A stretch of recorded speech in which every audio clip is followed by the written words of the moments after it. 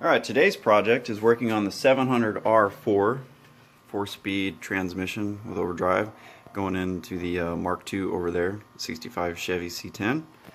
Now over on this one we also have a 700R4. It is from Bowtie Overdrives. I've had it in this truck for 7 years now and it's great.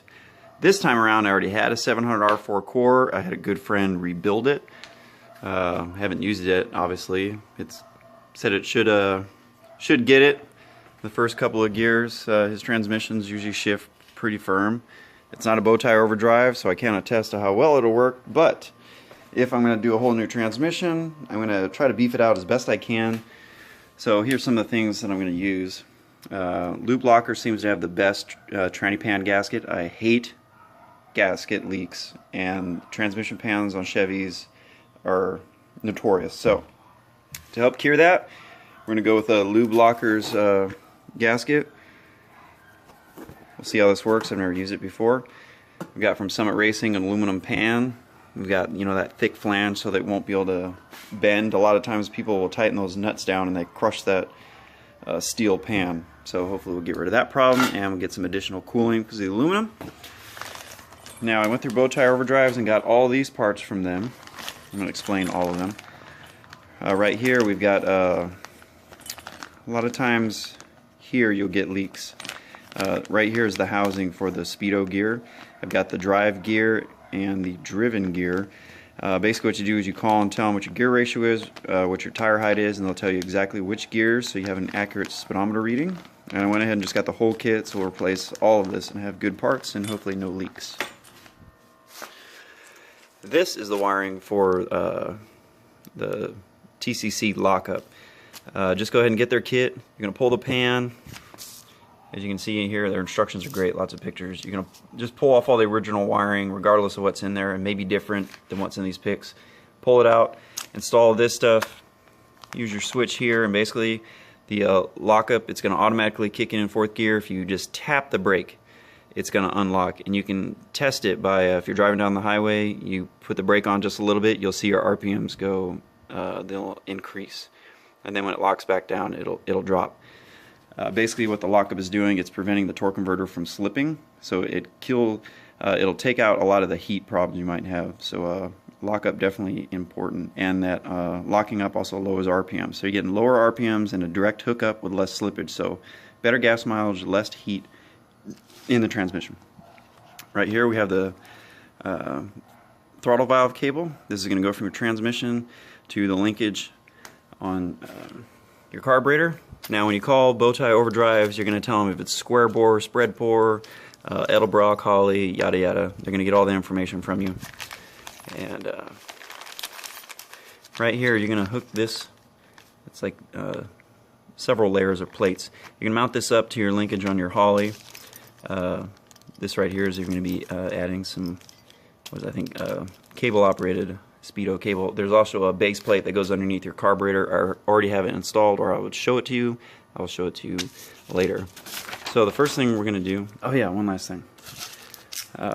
When I got this set up, there's just a lot of nickel and dime stuff missing, and this is one of them. This is the bolts for the torque converter to the flex plate. I went ahead and just got the ARP ones from Summit Racing. Apparently there is a difference between 700R4s and 4Ls compared with Turbo 350s and 400s. I don't know, all I know is I just bought what it said it was for. So, let's do this. Alright guys, as you can see, I've already got the pan off. If you follow the instructions, you'll see that there's a hold down bolt here that holds this. You can take that off.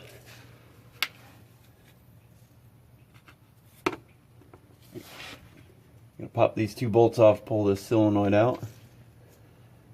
And over here is this pressure switch. You're going to take this one out and put theirs in. So basically you're taking this off, you're taking this hold off, you're taking this solenoid out with these two bolts, and you're putting theirs in. Okay, now here's the old fourth gear pressure switch. You can see it's a single post. The new one is going to be a dual. And I had to remove this component here to be able to get a wrench on there to pop this out. So I need to tighten this up, and then I need to put the solenoid in. But I just wanted to show you. There are some that are 2, some that are 1. I don't know what's going to be in your transmission, and I don't, even if you had one that was a double in here, I'm just taking it out and putting in what they suggest. I don't know if there's some different pressure setting or whatnot. I'm just taking off whatever's in here and putting on what they want in their kit. So your application may vary. You want to probably talk to Bowtie Overdrive since they're the experts. I'm just here to give you a little instructional help. Okay, I've got this bracket off here. It's 2 10mm bolts, bolt here and here. This goes on top of that. Once you get that bracket off, then you got to pull this roll pin out. Once the roll pin's out, then you can pull the plunger out and change out the spring that comes with the kit. Now, as far as the wiring, you can see I've got the new pressure switch. The wiring mostly run. I need to finish this end. I'm just going to go over here and plug into that 4-pin connector there. This is going to get disconnected. Don't hook it back up because you're not reusing any of this. And this is all tightened down, so we're good. Now we're just going to go onto the plunger. I've already got it pulled out a little bit. That's simple. So we should be able to pull the plunger out. Plunger is out. Set somewhere where it won't get grass all over it. We'll pull this spring out, and then we're going to go put the new one in. Let me go get it. Alright, so here's our old plunger spring, and here's our new one. Definitely a difference. So, the kit says put it in there, probably should do it. Okay, now I'm putting this pin back in. See if I get the light a little better here. Okay, when putting this pin back in, there is a slot on this housing. When you push this housing in, the slot correlates with this hole, so take note about how deep this is. That's about how deep it needs to be to line up with that slot. Alright, I'm just letting you know this because there's other little indentations in this tube that will allow you to knock this in all the way, but it won't be set correctly. So make sure you've got that set right. So take a note about how deep that is into the housing. And take a look at the plunger when you take it out and you'll see what I'm talking about. Okay, now that we got our bracket on, I'm going to show you something. This little rod right here is what hooks up to your TV cable on your carb linkage. So when your carb linkage goes, it's going to pull on this, and this is what's going to push your plunger in. Now this plunger is what gives you your pressures. Now if say you don't have any tension on that cable up there going up to the carburetor, and you're giving it gas, and it still hasn't done anything to the plunger, and then it starts going. That's why when you set these cables up, you're going to want some tension on there. I'm not exactly sure what it looks like under here, but if you've got no tension, you slop, look at all that play that could be going on, and you're not getting pressure, and you'll smoke your tranny. So this is what it looks like when you're giving it gas. So you're like, just like that. You can see here it's just got a little nipple up on the transmission where it hooks up. Just pull that down, that'll pop out, and then you just pop the new one in. And then you're done with your wiring harness. After that, I'm putting put the filter back on, and now it's on to the nice pan with the nice lube locker gasket. And we'll be done in here, and then from there, we'll have to pull this housing off to change the Speedo gears. And then we'll go from there. Alright guys, on the previous part of the video, I showed you how to install all the components to do the torque converter lockup. I've gone ahead and put the pan on. I'll show you that in a second, but the next thing we're going to be doing is the Speedo gear housing. I went ahead and ordered a whole new housing. We get a driven and a drive gear. Now to do both gears, you're going to have to pull the tail housing off, which I've already done, but there's a complication. Let me show you. Alright, here's our housing here. Bolts to the end of the transmission with 4 bolts. Now, before you can put the plastic gear in, the later model 700R4s have this steel gear here that's pressed on, and this is basically a reluctor wheel. They didn't use cable operated speedometers later in the later runs of the 700R4. They used a reluctor wheel with a magnetic pickup. It would send an electrical signal and do that. So we have to get this off. some people on the internet said you can pop it off with a punch. I tried that, it's not going to work. So I'm going to take my grinder with a cut-off disc, and I'm going to cut it just enough to where it'll break the tension, and it should slide off, and then we will go from there. So let's see how this turns out. Alright, I cut the reluctor wheel and I stuck a screwdriver there and hit it with a hammer to kind of split it. And it's done the trick. Now obviously if you're going to reuse this reluctor you can't do that, but we don't need the reluctor. Now I'm supposed to be able to turn this, and there should be, oh, there.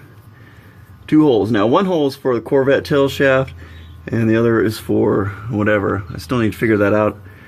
I know I have a Camaro tail shaft housing because it has these extra holes here. That's what I've been told.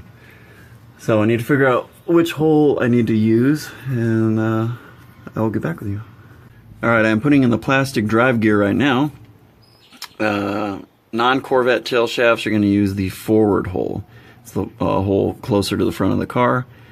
You just slide this clip into that little hole, and then this groove right here is going to line up here. It's basically becoming like a keyway. And I'm just kind of tapping it with the rubber handle of my hammer to put this in. And then after that I can put the tail shaft housing back on. Now when I ordered all these parts from Bowtie Overdrives, I basically just had to tell them what my gear ratio was and my tire height, and they sent me the right drive and driven gear. There are plenty of calculators on the internet to help you with that, but I just found it's way easier. Just call Bowtie, tell them everything you got and what you need, and they'll send you everything. And their customer service is great. And when it's fully seated, it should look like that. These little hooks right here will come from under here and grab it, and then you know you're good. And it's not going anywhere. Next. Alright, tail shaft housing is on. Now we're going to install the Speedo gear housing. Nice all brand new parts. Good stuff, right? Got a little O-ring here. Seems a little dry. I'm going to throw a little bit of silicone grease on there, and then I'm going to go ahead and slide this sucker in and see how the gears mesh up. Alright, Speedo housing is installed. You can see we've got this little U-bracket here. It's got dowel pins on it, so when you install this housing, make sure that you're clocked correctly so that these holes will line up. If you're off at all, it's not going to work. And you want to try to get it in the right way the first time, because it is kind of a pain to pull out. It's pretty tight. You kind of have to knock on it maybe a little bit with a screwdriver. You got to be careful of the threads, or yeah, it's just a little stiff. So if you can, try to get it right the first time. So just take a look at that image here so you get a good idea how that goes. Now the next step, we'll be putting the ARP torque converter bolts into the flex plate.